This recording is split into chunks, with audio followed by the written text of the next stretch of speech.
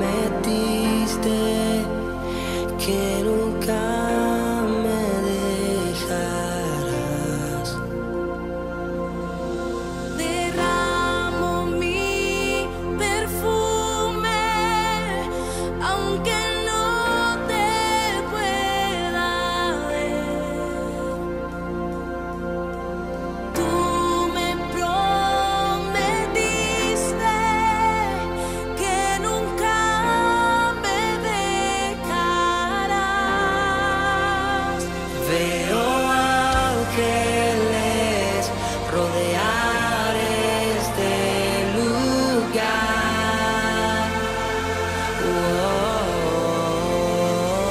Veo ángeles rodear este lugar.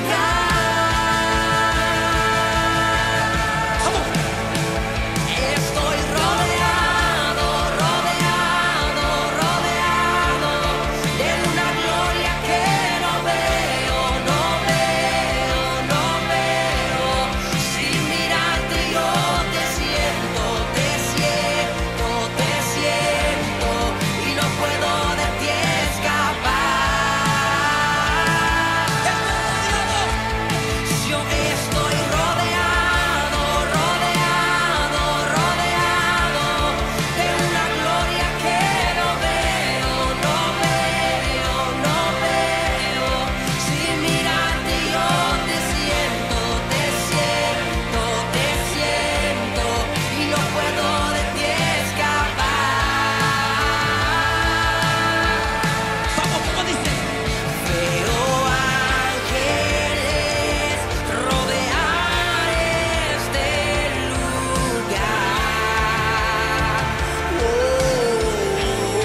Vamos. Veo ángeles rodear este lugar. Yo estoy rodeado, rodeado. Ay, ay, ay, de una gloria que no veo, no veo, no veo. Y sin mirarte yo te siento y no puedo de ti escapar. Yo estoy rodeado, yo estoy rodeado, rodeado, rodeado de una gloria que no veo, no veo.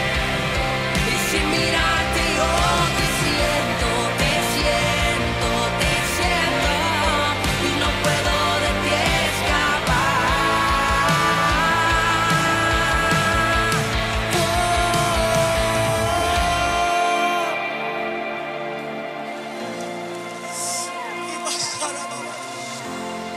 No puedo de ti escapar. He querido ir, pero no puedo. No puedo, no, Señor.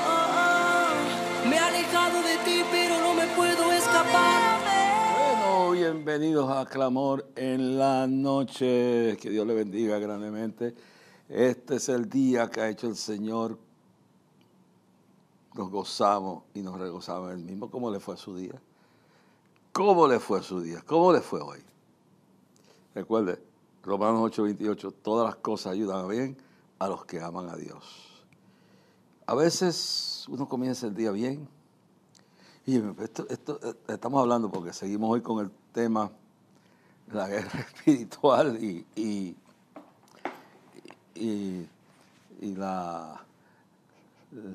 los tiempos peligrosos en que vivimos y la importancia de entender todo esto, cómo luchar y cómo enfrentar toda la realidad que se vive en el mundo en el día de hoy. Pero quiero decirle que este domingo pasado estuve en la Iglesia Asamblea de Dios de Cataño, el hermano Ángel Hernández. Hermano Ángel, esto es una iglesia oren por esta iglesia, hermano. No es una iglesia pequeña, pero yo me sorprendí, hermano. No hay mucha gente allí. Es en el corazón de Cataño, en una esquinita.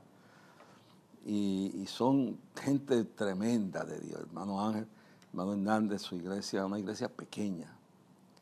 Pero hermano, esa iglesia manda gente que va a predicar a otros sitios, los ayuda, no son una multitud. Y qué ejemplo de amor, yo de vez en cuando no tengo una oportunidad, ¿verdad? Me desaparezco y voy a parar allí. Tuve una experiencia linda con ellos, con Ángel, con los hermanos.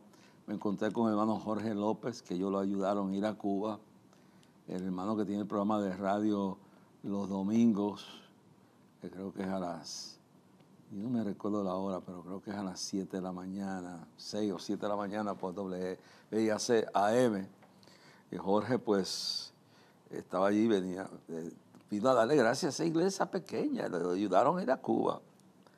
Pues nosotros, esta iglesia Asamblea de Dios, el hermano Ángel Hernández, una cosa increíble. Hermano Hernández, yo voy allí cada rato que me aparezco y recibo una bendición tan grande, hermano. Una bendición tan grande. Y no estoy hablando financieramente, hermano. Hablando del amor. Cómo esta gente, a veces yo llego así ahí, como predicando, y le predico, hermano. Y salgo ahí edificado y salgo bendecido, hermano.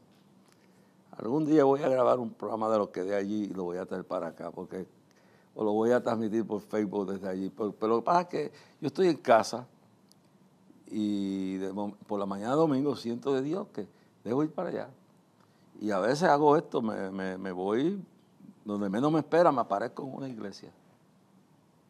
Y voy a adorar y voy a darle gracias a esa gente por las oraciones, por cómo nos apoyan con sus oraciones, cómo uno siente la fuerza espiritual de ese pueblo. Pues tuve una experiencia tremenda allí, hermano, tremenda. Bueno, después salí de allí, no había desayunado, no había almorzado. Y me dediqué por Cataño, Dios mío, qué cosa más tremenda. No encontraba, era domingo y no encontraba dónde. Fue un sitio donde venden caldo de pescado y es una fila de cosas. Y después, lo más insólito que usted puede pensar, me pierdo por hora y media en Cataño. Eso es increíble. Eso es un pueblo pequeño de aquí de Puerto Rico, en la costa, frente a la bahía de San Juan, del lado de allá para acá. Pero lo que la gente no sabe es que cuando yo era niño, y esta es una historia que yo nunca la he contado aquí, y ayer la reviví con los hermanos, allí habían, le voy a ser sincero, hermano, habían allí con el pastor, la esposa, Jorge y yo, ok, éramos 4. Habíamos 22 personas. Y qué gloria se sintió. Yo fui para allá a edificarme. Me pusieron a predicar y yo di un mensaje de media hora. No prediqué más de media hora, pero me puse a recordar, estoy aquí y yo siento hablar de esto, porque a veces la gente piensa que si tú no tienes, bueno, eso fue lo que enseñaba el fundador de la doctrina falsa del G12, enseñaban que si tú no tenías una iglesia de 1000 miembros, tú no podías pertenecer a ellos. Y yo descubrí, hermano, que creemos en el crecimiento de las iglesias. Yo me recuerdo aquel tiempo cuando Ho Chi Minh, yo no sé qué, allá en Corea se le metió en la cabeza que tenía que tener una iglesia de 1 millón de miembros. Entonces hicieron un libro de que si tú no tenías, todo el mundo quería iglesia de 1 millón. Después vino el G12, la iglesia de 1000, y entonces como que se pierde la esencia del trato de Dios, que no es así las multitudes, pero Dios brega con individuos. Bregó con Moisés, óyelo bien claro, bregó con David, bregó con Juan el Bautista, bregó con Naamán, Dios con la mujer tomada Jesús bregó con la mujer tomada en adulterio, una sola. Y lo mismo Cristo le habló a las multitudes en Capernaum, como le hablaba a una mujer tomada en adulterio. Los fariseos la tiraron y era una sola. Ahí se vio la hipocresía, porque la ley decía que si tomaban a una pareja en adulterio, tenían que apedrearlo los dos. Eso era la ley, eso ya no va. Bueno, todavía lo de Hamas, lo de Hezbollah y lo de Irán y lo de toda esa gente islámica en esos países que tienen la Shariah, la ley del Islam, pues matan a los adúlteros a pedrada limpia. Eso es de ahí. Pero eso ya no se implementa en el Nuevo Testamento. Bueno, y cuando Jesús se encuentra está en todo su apogeo, por las calles de Jerusalén, y entonces aparecen unos fariseos y dice, Señor, ¿qué tú dices? ¿La apedreamos o qué hacemos con esta mujer? La ley dice que si la tomamos en adulterio, la apedreamos y la tomamos en el mismo hecho de adulterio. Así que pero no se dan cuenta que en su conversación están revelando la realidad de su condición, porque dice, la tomamos en el mismo hecho de adulterio, pero para adulterar se toman dos. Pues se toman dos. Tiene que ser dos personas, un hombre y una mujer. Ahora, ellos dicen, la tomamos en el mismo hecho de adulterio. La ley de Moisés dice que la apedreamos. ¿Qué dices tú? Y estaban tratando de hacer caer a Cristo, ¿sabes? Engañarlo para tomar su... Es lo que pasa en la política, es lo que pasa en los matrimonios que están en una guerra interna, que uno trata de buscar cómo entrampar al otro y después tirarle el fango en la cara y todas esas cosas. Bueno, pero se olvidaron que Jesús era más entendido que ellos. Y Jesús les dijo bien claro, dice que se inclinó y empezó a escribir en la tierra y dice que estaba escribiendo los pecados de los que la trajeron a ellos, los fariseos y los escribas que lo trajeron. Y dice, el que esté libre de pecado arroje la primera piedra. Entonces, arroje la primera piedra. Dice, bueno. Y ellos se fueron todos, porque sabían, primero, ¿cómo van a decir que la tomaron en el mismo hecho de adulterio y al tipo no lo trajeron? Porque ellos eran iguales. Sí, al adúltero que estaba con la mujer lo dejaron ir y a ella la trajeron para matarla. Pero esa realidad sale a surgir y sale a revelarse cuando Cristo dice, escribe en tierra, y algunos dicen que estaba escribiendo los pecados, y cuando vieron, espérate, vámonos de aquí, el que esté libre de pecado arroje la primera piedra. Bueno, y entonces Jesús empezó a dialogar con la mujer y le dice, ¿dónde están los que te condenan? Yo no te condeno. Pero mire lo importante, no es que él no aprobó el adulterio, lo que dice, ni yo te condeno. O sea, vete y no peques más. Vete, apártate de tu pecado, apártate de tu inmundicia. Si antes eras prostituta, deja de vender tu cuerpo. Si antes vendías droga, deja de vender droga. Si ahora eras cantante y vas a cantar, deja de cantar la inmundicia que cantabas antes. Eso es lo que da a entender la Biblia. Vete y no peques más. Si antes eras un ladrón, no robes más. Si antes eras un amargado, un rencoroso, saca el rencor de tu corazón. Vete y no peques más. Si antes eras un rebelde, vete y no te rebeles más. Si antes eras un abusador, vete y no abuses más. Hay un cambio en tu vida y lo trae Jesús y lo va a traer a tu vida. Dice, ni yo te condeno. Ahora no quiere decir que aprueba el adulterio. Lo que dice, ese pecado, tú estás aquí confesándolo. Vete y no peques más. Y la mujer se fue, salva, perdonada y redimida. Ahora Jesús, hablando de este tema de adulterio, dijo que, no lo dicho en el Sermón del Monte, Jesús hablando de este término, dice, no os he dicho en la ley de Moisés, y esto invalida tanto el hombre como la mujer, o el que se acostara con la mujer de su prójimo, o el marido de su prójimo, adulteró. Mas yo os digo, dijo Jesús, yo os digo, no meramente el que se acostó, la que se acostó en adulterio con la persona que no era su esposa ni era su esposo, sino el que ya aquí en la mente lo hizo. No es que te venga ser tentado no es pecado. No es pecado de que te venga a ti una tentación, un pensamiento malo. Donald G., yo creo que fue uno de los primeros teólogos pentecostales, dijo, no podemos evitar que un pájaro haga nidos en los árboles, pero podemos evitar que el diablo haga un nido en nuestra mente con los pensamientos malos. O sea, tú no puedes evitar que un pájaro vuele por encima de tu cabeza, Tú no puedes evitar que un pájaro vuele por el medio de ellos. Entonces hacen un nido en la rama de un árbol. Tú no puedes evitar que los malos pensamientos te vendan, pero tú puedes evitar que se hagan un nido y se queden ahí. Y Jesús dijo, mas yo os digo que el que en su corazón, en su mente, ya consumió el acto, ya mató, ya adulteró, pero en este caso era adulterio, ya adulteró. En el momento que ya la desnudó, ese fue el problema de David. Cuando David, en vez de estar en la guerra, se quedó en la casa y en la segunda planta se veía que las mujeres se bañaban en unos baños en los patios que estaban cubiertas por alrededor, por arriba se veía todo, no tenía techo, no era una ducha con techo. Y el pecado de él no fue pararse de momento y ver lo que estaba pasando, fue quedarse viendo. Fue la segunda mirada la que lo mató. Entonces, cuando la vio, de momento se importó, pero ahí, dijo, me gusta. Fue el problema de Eva con la fruta prohibida. No fue que la viera, ¿no?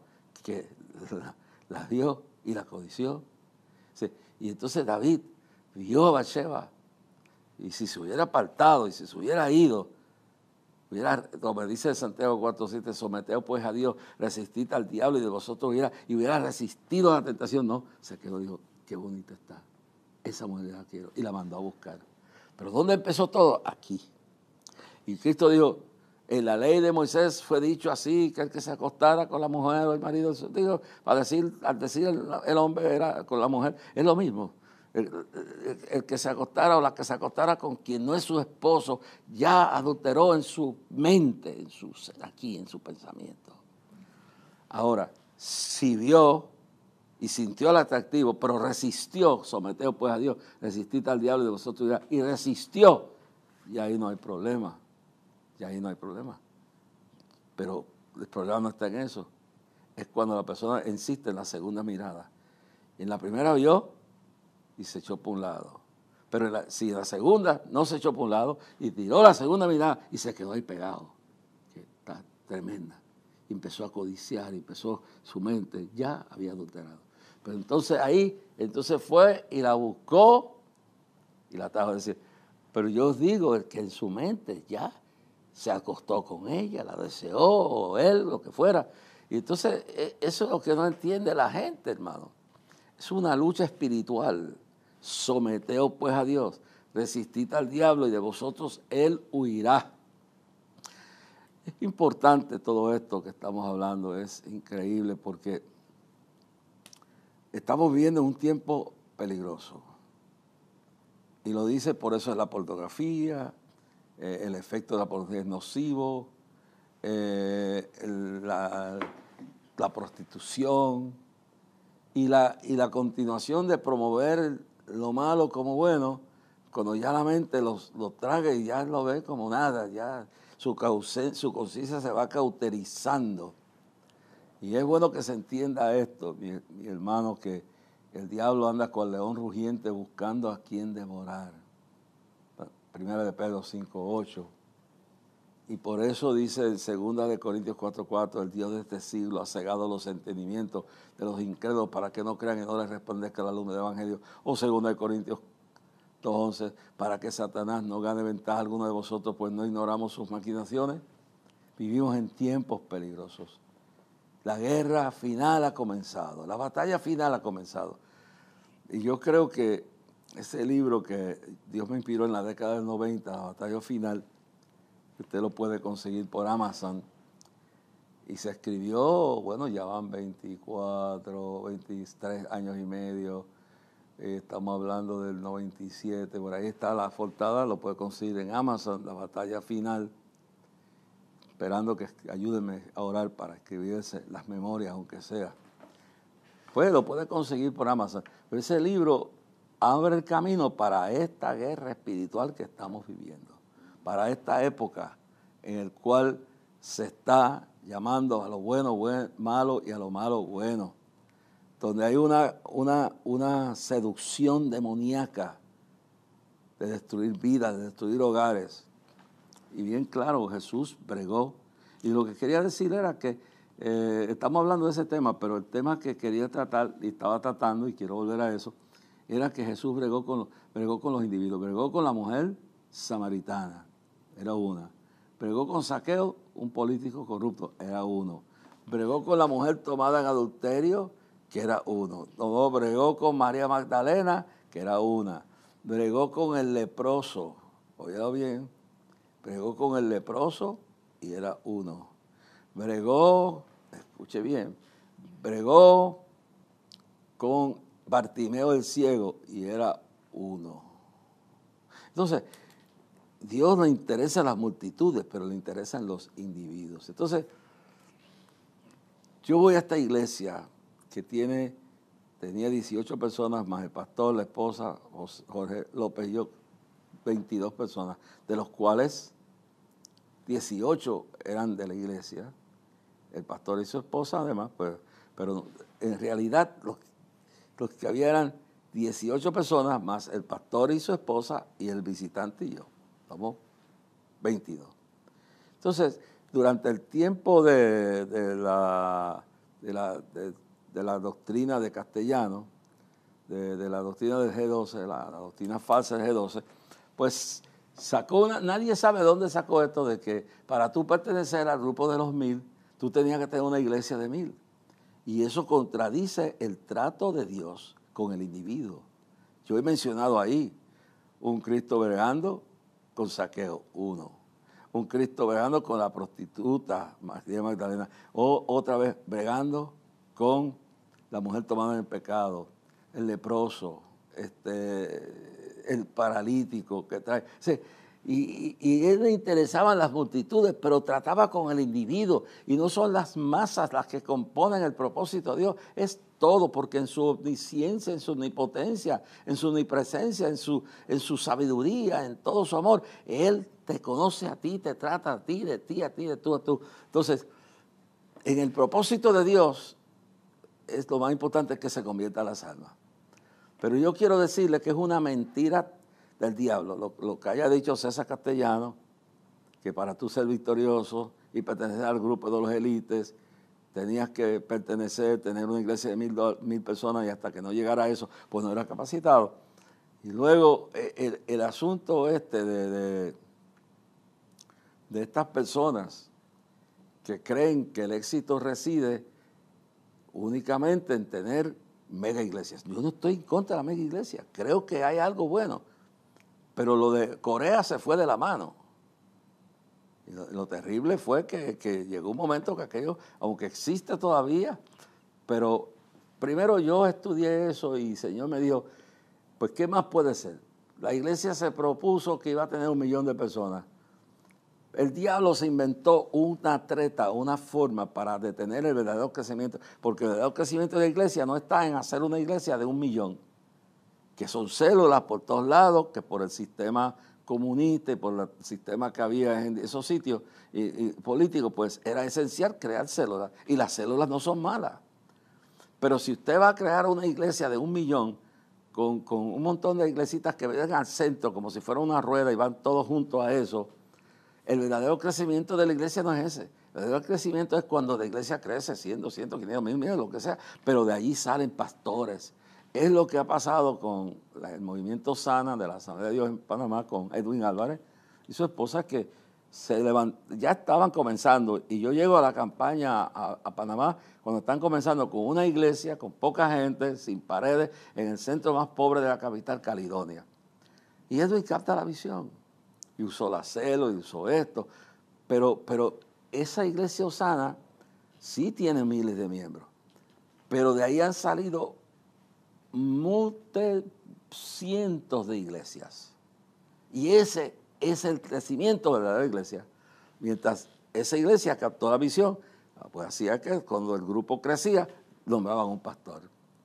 Y esa iglesia después seguía multiplicando. Entonces el diablo, con esa teoría del señor de Corea, empezó con el revolú ese, y entonces llegó, bueno, pudo haber sido no 1 millón, puede ser 20 millones, pero ¿qué está pasando en China ahora? China está pasando que las iglesias de células, se está creando una célula aquí, se crece, otra más aquí, otra acá, y son iglesias de diferentes partes del cuerpo de Cristo que están creciendo. Entonces, eso crea un conflicto de superioridad, que si tú no eres un pastor de una iglesia de 1000 miembros, pues tú no eres nadie. Y si tú no eres un pastor de una iglesia de tantos miles, no. Pero en la estructura de los que han sabido utilizar bien, claro, como Edwin Álvarez, lograron hacer células, tienen una congregación y tienen pastores, pero entonces pastores han logrado crecer, iglesias han crecido. No la idea de hacer una iglesia de 1.000.000 de personas. Esa no era la iglesia de millones a través del mundo, salvo en congregaciones de las cantidades que Dios diga.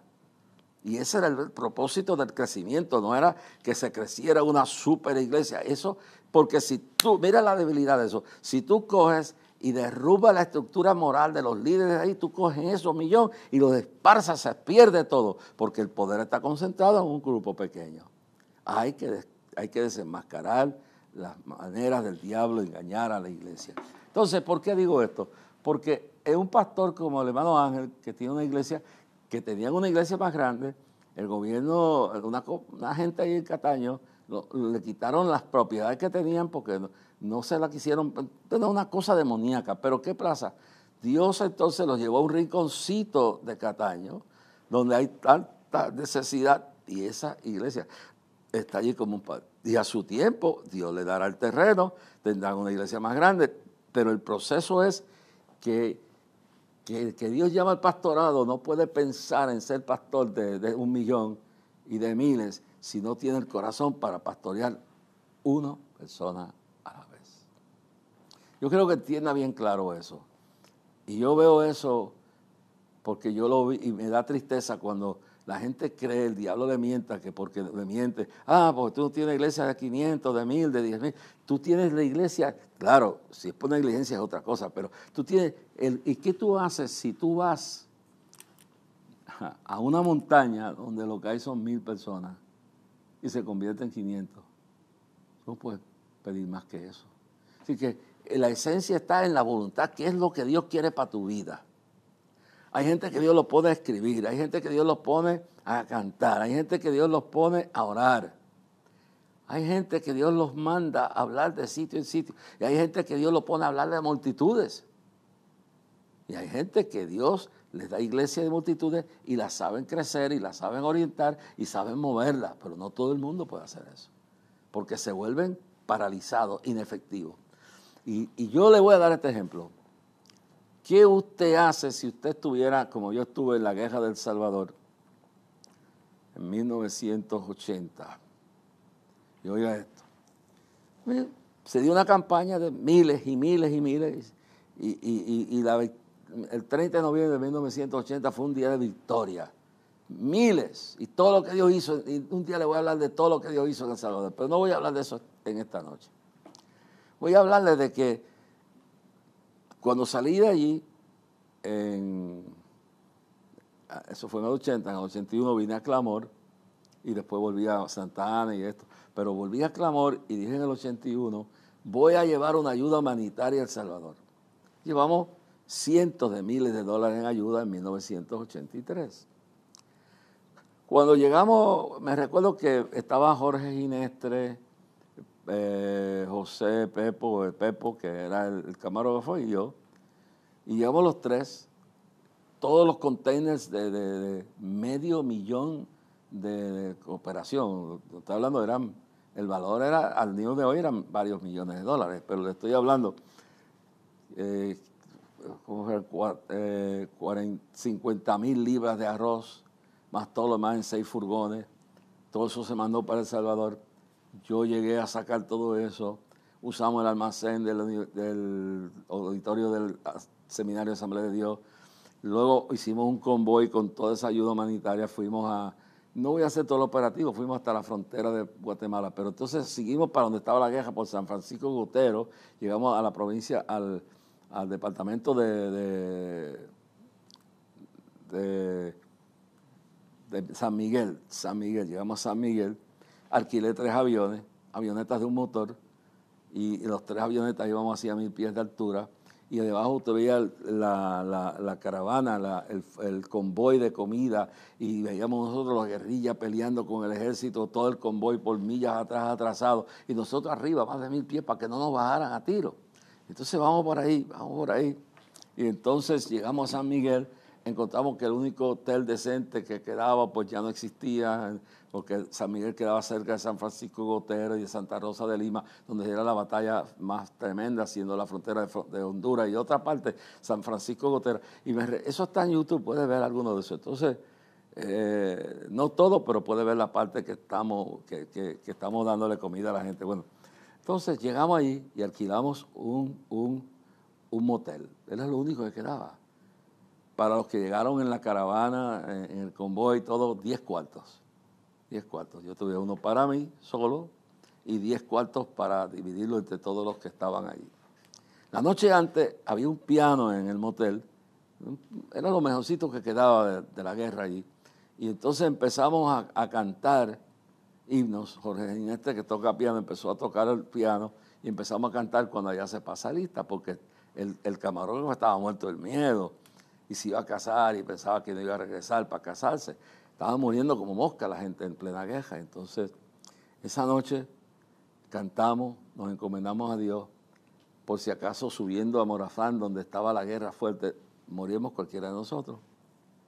Pero la noche antes, y quiero darle esta historia porque creo que es importante, pastor, si no es por negligencia, si es porque Dios te llevó a un pueblito donde no hay mucha gente, y 100 o 200 es lo único que tú vas a conseguir allí, o 300, no te sientas por estos cabezones que le tiran en la cara su soberbia, su grandeza. ¿Dónde queda el diablo? Tú haces lo que tienes que hacer y tú vas donde tienes que ir.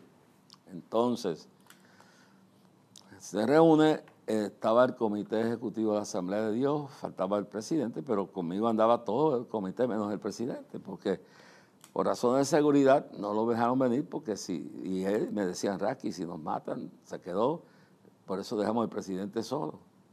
Por si acaso, pues no quede sin cabeza de la organización. Había una guerra, hermano, una guerra tremenda. Y recuerdo como si fuera hoy que se reunieron un pastor que estaba un poquito más allá de la montaña de San Francisco Gotera, tenía una iglesia de 50 miembros allá arriba, y él vino con su familia, oiga bien, vino con su familia para acá esa noche, porque a la mañana siguiente salimos para allá arriba. Entonces el comité los reúne y le dice, pastor de la Asamblea de Dios, le dice, ¿usted va a retornar con su familia para allá arriba? Y él le dice, no, yo voy a ir solo. Mi familia se queda aquí, pero yo no puedo abandonar las 50 ovejas que tengo allá arriba. Yo no puedo abandonar la iglesita que tengo allá arriba. Yo quiero estar con ellos. Y ese caso se lo puedo decir como otro más en ese viaje. Subió el hombre, se quedó él, su familia dejó acá en San Miguel y tuvimos el operativo allí. Creo que en YouTube puede ver algo donde estoy dándole comida a la gente y una viejita está hablando, estoy jovencito y se oye la metralleta delante. En ese viaje subimos a Santa Rosa de Lima, fuimos a Santa Rosa de Lima donde había habido combates fuertes y fuimos a Santa Rosa de Lima y el pastor nos recibió allí, creo que eso está en YouTube también. Fuimos allí, Santa Rosa de Lima, y me recuerdo que cuando fuimos a irnos, llegó un pastor de Islique. Islique era una pequeña ciudad que frontaba a 7 kilómetros de Honduras, pero había que subir todas esas montañas y el combate era fuerte en todo ese camino. Allí había hasta aviones con napalm y todo, porque Estados Unidos estaba ayudando al gobierno. Entonces fue una guerra tremenda. Más de 80,000 personas murieron en esa guerra. Nos estamos reunidos en esa iglesia en Santa Rosa de Lima. El pastor nos dice, un día, una semana, esto está bajo el gobierno de los guerrilleros, otros cambian. Me recuerdo que algunos hermanos nos reunimos, los que no quieran seguir pueden irse. Los que sientan seguir con nosotros hacia Islique, que son horas y horas subiendo montañas, y que está tomado por la guerrilla, y que hay combates en toda esa zona, pues sí. Entonces fueron todos, se quedó un camión, un camionero, el camarógrafo iba montado en ese camión, no le voy a contar toda la historia porque cogería todo el resto del programa que me queda. Y entonces, me recuerdo como si fuera hoy, hermano, como si fuera hoy, que cuando llegó el momento, sacamos las credenciales, las identificaciones de los pasaportes, los dejamos con el pastor en Santa Rosa, dejamos algo para que si nos mataban supieran quiénes eran. Y todos decidimos subir. Había gente que estaba, los que no tenían el ánimo de ir, miraron para atrás, pero todo el comité de la Asamblea de Dios, todo Pipo que iba, Jorge Gineste, Dios, todos dijimos, vamos para adelante. Hermano, cuando llegamos allí, iba el pastor y yo le decía, oye, pero ya van 5 horas. Bueno, yo le dije que era, yo no le dije cuánto era, porque si le digo cuánto era, pues usted no hubiera venido, pero le dije que era ahí al lado. Bueno, ahí al lado sí, después de 5 horas. Después no sé si fueron 7 o 5, yo sé que eran 5 horas, llegamos, o 7 horas o 6. Todo el camino, el alcalde se había ido, la policía se había ido, la iglesia del cura se había ido, las balas, los rotos de las balas en las paredes, y quedaba la gente que no podía irse. En todo el camino bajaban los troces, los autobuses con la gente de la Cruz Roja Internacional, y la gente huyendo de allá donde estaba, y nosotros para arriba, y ellos para abajo, y nosotros para arriba. Y llegamos allí, paramos el troz con todo lo que teníamos para darle a esa gente. Yo prediqué 5 minutos con el camión prendido, y cuando decidimos, bueno, nos tenemos que bajar. Claro, bajando pues es menos, pero ya la guerrilla se había ido a reclutar niños y jóvenes para la batalla, y nosotros estamos en esa ciudad, y le digo, Pastor Montes, no, yo me quedo aquí con mi iglesia. Tenía pocos miembros, ponle 50, 60 miembros. Pero para Dios es tan importante que tú estés con esos 50 o 60 como uno que tiene 1000, que lamentablemente ya llega el momento que no puede ministrarle personalmente a todos y tiene que crear gente, pastores y pastoras que breguen con los demás. Así que no te sientas que no estás haciendo nada.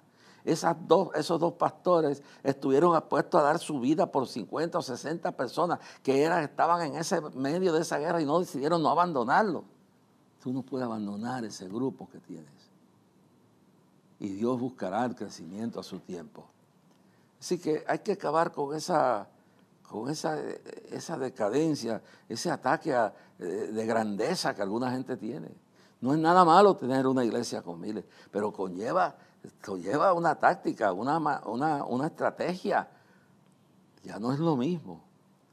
Y hay que bregar con toda esa gente, y hay que bregar para que se entienda que estás en la voluntad de Dios, y entonces tú creas un sistema, pero no todo el mundo puede hacer eso. Y hay sitios donde no hay gente para, ahí lo que había era gente para 50, 60, 80 personas, y estos hombres sintieron la necesidad de estar allí. Es como cuando te mandan a espiar en una guerra, pues necesitan un tipo que esté velando dónde vienen los enemigos, y es importancia para ese hombre ahí. Pero que te haga sentir bien, que no estás perdiendo tu tiempo. Si Dios te tiene con 100 o con 10,000, acuérdate que la carga con 10,000 o 1,000 no es la misma. Y hay que tener un llamado especial para poder tener una iglesia que tú puedas coordinarla, no es un montón de gente allí como ganado, no, tener una cosa que se le pueda ministrar, y no todo el mundo tiene ese llamado. Pero para Dios es tan importante el de 10,000 como el de 50 o el de 500. Lo que tú te ubicas en la perfecta voluntad de Dios. Recuerden que el día de clamor, el 2 de septiembre a las 2 de la tarde frente al Capitolio, y recuerde orar por la situación que tenemos con Facebook, y enviar su queja de que han hackeado y nos han inventado pornografía, incesto, toda cosa, todo lo más diabólico, bestialismo y todo. Y recuerda orar por nuestro hermano Nieto en Venezuela, orar por los que estamos trabajando aquí en Clamor, orar por mi esposa, por mi hijo, por mis hijas que están allá, y Kimi acá, y Maribel, que están bregando todos con Clamor, y todos los que estamos bregando con Clamor, oren por nosotros, oren por mí, oren por esta cadena, oren para que Dios nos provea de sus riquezas en gloria, todo lo que necesitamos, porque ahora vamos en grande, ahora mismo ya estamos buscando dónde abrir unas nuevas oficinas de Clamor, y de todo lo que estamos trabajando para reorganizar todo esto. Pero este es el momento que necesitamos. Yo tengo hay cosas que hay que pagar de Clamor, a veces todas por delante, otras que se pagan la mitad antes. Yo no sé, te ore, y si Dios le pone en su corazón Tiene que ser voluntario de corazón. Le puede enviar una ofrenda, pues hágala en cheque o giro postal y envíela a Clamor a Dios, P.O. Box 3295, Bayamón, Puerto Rico, 00958, por ATH móvil, a Clamor a Dios. Busca la sección de negocio y busca Clamor a Dios de ahí. Pero ore por la reconstrucción del ministerio, ore por el día de clamor, ore por este viaje que voy a hacer ahora, Panamá, Nicaragua, Venezuela. Ore por el día de clamor, ore porque también vuelvo a otras partes de Centroamérica y a otros lugares. Ore para que Dios nos guíe, para que Dios nos proteja, para que Dios destruya toda obra del diablo, hermano. Nuestro coordinador haya herido con una operación de próstata, 2 meses que no puede hacer nada. Y ore por Maribel, por mi hija que están bregando con la cosa, ore por mi esposa que está bregando acá con cosas internas del ministerio, ore por Jorge Isaac, ore por esta cadena del milagro, ore por todos los que colaboran, que Dios les dé 100 por 1 y que lo hacen sin interés y que lo hacen voluntaria y de corazón. Vamos a leer aquí ahora en el capítulo 6 del libro de Efesios. Esta es la guerra final, esta es la guerra espiritual. Yo no sé si ustedes, bueno, esto lo voy a dejar para el próximo programa, pero estamos, en el próximo de mañana le voy a hablar lo cerca que estamos de una tercera guerra mundial antes que Cristo venga a buscar su iglesia. Pero vamos a leer y vamos a hablar el tiempo que nos queda del capítulo 6, verso 10 en adelante de Efesios. Ok, aquí vamos, verso 10. Por lo demás, hermanos míos, fortaleceos en el Señor. Y esto es importante. Miren lo que le dice a la iglesia. Por lo demás, hermanos míos, hermanas, creyentes, compañeros, fortaleceos en el Señor. Nuestra fortaleza no viene de un partido político. Nuestra fortaleza no viene del dinero. Nuestra fortaleza no viene de nuestra experiencia, nuestra fortaleza no viene del esposo, de la esposa, del hijo. Nuestra fortaleza no viene sino del Señor. No ponga sus ojos en el predicador, puesto los ojos en Jesús, el autor y consumador de la fe. Dice, fortaleceos en el Señor. Y eso es importante. El Señor es nuestra fortaleza. Olvídese que le falla el esposo, que le falla la esposa, que le falla el hijo, que le falla el cielo, le fallo yo, pero el Señor no falla nunca. Fortaleceos en el Señor. ¿Qué dice Jesús a Pedro? Le dice, tú eres una piedra. Sí, le dice bien claro y le dice, Pedro, ¿qué dices tú qué dicen ustedes de mí? Entonces le dice bien claro, tú eres el Cristo, el Hijo del Dios viviente, tú eres Dios. Están en ese momento Cristo hablando con sus apóstoles. Entonces le dice, tú eres Pedro, tú eres una roca pequeña. Y sobre esa roca de lo que tú has dicho, sobre la roca de mi divinidad.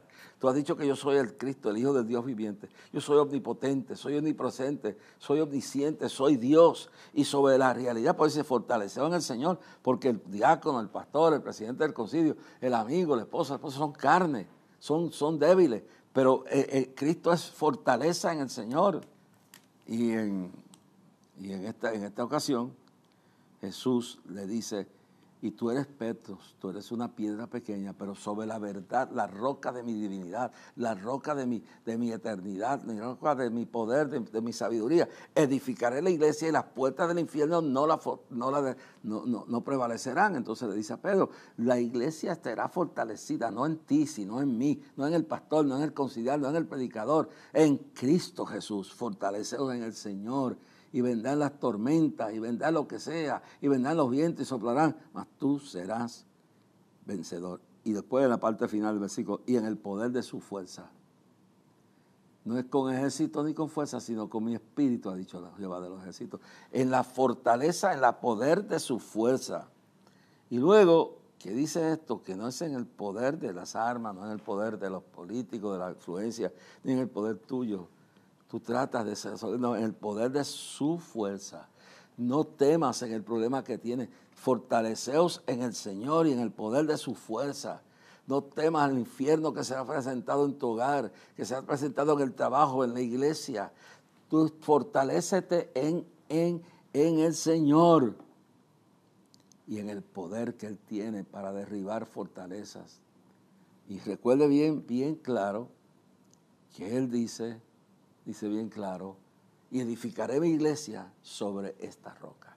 La roca de que soy divino, de que soy todopoderoso, que soy eterno, que soy toda sabiduría. El poder de su fuerza. Y es algo que quiero enfatizar en ese verso hoy, que no es con ejército ni con fuerza, sino con mi espíritu, ha dicho Jehová de los ejércitos. Él lo ha dicho.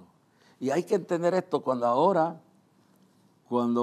nosotros vemos, escuche bien, vemos entonces el verso 11, vestidos de toda la armadura de Dios, verso 11, capítulo 6, vestidos de toda la armadura de Dios para que podáis estar firmes contra las acechanzas del diablo. Bueno, repito, verso 11, vestidos de toda la armadura de Dios, no parte de toda, para que podáis estar firmes contra las acechanzas del diablo. Otras palabras, hermano. Esto no es hay dos mundos, está el mundo espiritual y el mundo material. En el mundo espiritual es el mundo invisible, que no vemos a nuestro alrededor lo que está pasando, pero se manifiesta lo que en ese mundo espiritual sale, se manifiesta acá dentro del mundo material. Tú no ves el viento, pero cuando el viento sopla, las palmas se doblan. Cuando el viento sopla, las olas se embravecen. Cuando el viento sopla, se mueve, y depende a qué fuerza se mueve, pero tú no lo ves, pero está ahí. Tú no ves a Dios, pero Él está aquí. Y tú no ves los demonios, pero están ahí. Y tú no ves los espíritus inmundos, están ahí, pero los ángeles están ahí, en ese mundo paralelo, esa dimensión espiritual, junto con la dimensión de lo que vemos, de lo que estamos viendo a nuestro alrededor, de lo que estamos contemplando en el hogar, pero allá en ese mundo invisible está la manifestación de lo espiritual. Y esto es importante, esto no es una guerra común y corriente, esto es una guerra espiritual, hermano. Hay veces que uno se cansa, pero es tan importante entender esto que estamos hablando aquí. Mire lo que dice, vuelvo y repito, dice bien claro, vestidos de toda la armadura de Dios para que podáis estar firmes contra las acechanzas del diablo. Entonces, en esta guerra contra el mundo espiritual de las maldades, Pablo nos advierte en el verso 12 y nos dice que la razón por la que esto es tan difícil, porque no tenemos lucha contra sangre y carne, sino, vuelvo y repito, porque no tenemos lucha contra sangre y carne, sino contra principados, contra potestades, contra los gobernadores de las tinieblas de este siglo, contra huestes espirituales de maldad en las regiones celestes. Entonces, cuando habla de la lucha del mundo espiritual, refleja que es un mundo organizado. El diablo no está... Bueno, pues eso hablaba ahorita. Si tú tienes una visión que Dios te da, cuando tú tengas esa super iglesia con 10,000 o 5,000, tienes que saber que tienes que organizarte. Pero que Dios también tiene gente con grupos pequeños porque no hay más nada allí o porque Dios tiene un propósito. Lo importante es estar en el propósito de Dios, estar donde Dios te quiere, estar en lo que Dios te quiere y en lo que Dios sabe que tú puedes hacer. Y dice bien claro, y dice, vestidos de toda la armadura de Dios para que podáis estar firmes contra las acechanzas del diablo. Pero en el versículo 12, aquí es lo bueno y quiero dejarlo en esto, la razón por la cual tenemos que vestirnos de toda la armadura de Dios. Y mire, vuelvo y repito el verso 12 de Efesios 6, porque no tenemos lucha contra sangre y carne. Y déjamelo puesto ahí, porque no tenemos lucha contra sangre y carne, sino contra principados, contra potestades, contra los gobernadores de las tinieblas de este siglo, contra huestes espirituales de maldad en las regiones celestes. Pero esto es discernimiento. Tenemos que tener discernimiento que cuando está la mujer endiablada o el marido endemoniado, cuando los hijos están rebeldes, cuando el vecino está alborotado, cuando hay un ataque financiero, cuando hay esto, cuando hay aquello, tenemos que quitarnos la venda, tenemos que entender contra lo que estamos luchando. Porque si no, nos come el león.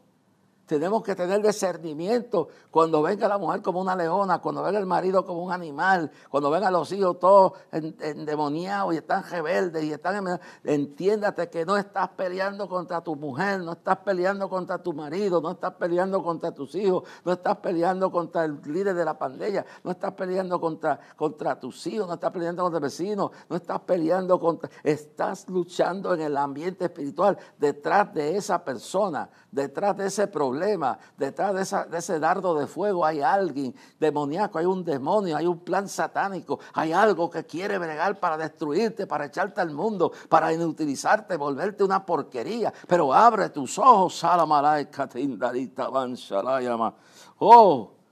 porque no tenemos lucha contra sangre y carne. El diablo usa gente, el diablo usa animales, el diablo usa dardos de fuego, usa situaciones.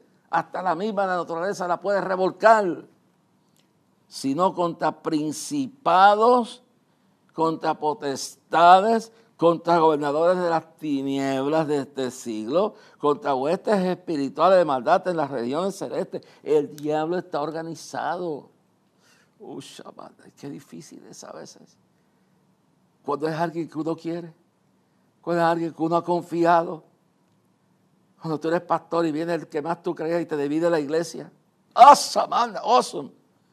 Cuando tú eres un buen esposo y la mujer se va con otro, o te hace la vida amarga, se descuida en Dios y los demonios empiezan a usarla. O cuando tú eres una buena esposa y tu marido se le mete el espíritu de adulterio y se va con otro y te abandona con los hijos. Y tú dices, quisiera matarlo, pero es que lo que está detrás, que hay que ver quién está detrás de esto. ¿Quién está detrás? ¿Cuáles son los amigos que han pervertido a tus hijos? Hay que abrir los ojos, hay que tener discernimiento espiritual para saber contra lo que estamos luchando. Cuando perdemos ese discernimiento espiritual, el diablo hace estragos porque uno cree que está peleando con una persona. No, el que está detrás de esa mente. Recuérdese, y con esto termino, recuérdese cuando Cristo iba subiendo para Jerusalén, cuando iba subiendo para el Calvario. ¿Quién se le paró al frente? El apóstol, el siervo de Dios, Pedro. Y le dijo, el que menos él esperaba, le dijo,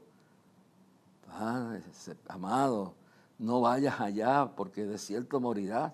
Y Jesús sabía que lo que quería era tocar sus sentimientos. Era el apóstol más cerca de él, Pedro, y le dijo, Satanás, quítate delante de mí porque me eres tropiezo, quítate. Cuando sea la mujer que venga endemoniado, cuando sea el marido que viene envenenado, o sean los hijos, o sea el vecino, o sea un pensamiento, o sea lo que sea un problema, reconoce quién está detrás de eso, es el mismo diablo. No te enojes, no coja venganza, no coja rencor contra el instrumento. Ve allá y mira más allá y dile, Satanás, y no a la persona, al diablo que está detrás de su mente, que está detrás de su lengua, quítate delante de mí porque me eres tropiezo. Cuando tú veas eso, tú te vas a sentar y saber que no estás solo, porque si Dios está contigo, eres más que vencedor. Padre, en el nombre de Jesús, yo reprendo todos esos dardos de fuego del maligno contra hombres y mujeres tuyas, contra hijos tuyos. Todo plan, toda conspiración satánica sea destruida. Arrasamaraya, tita, torra, simalaya. En el nombre de Jesús, echo fuera esos demonios, esas mentiras del diablo. Arrasamaraya, tita, bashanda. Echo fuera esas enfermedades. Oh God Almighty, thank you, Jesus. Gracias, Señor. Declaro la victoria. Nos veremos a esta misma hora mañana. Espero que Dios le bendiga. Descanse esta noche. Perfume, aunque no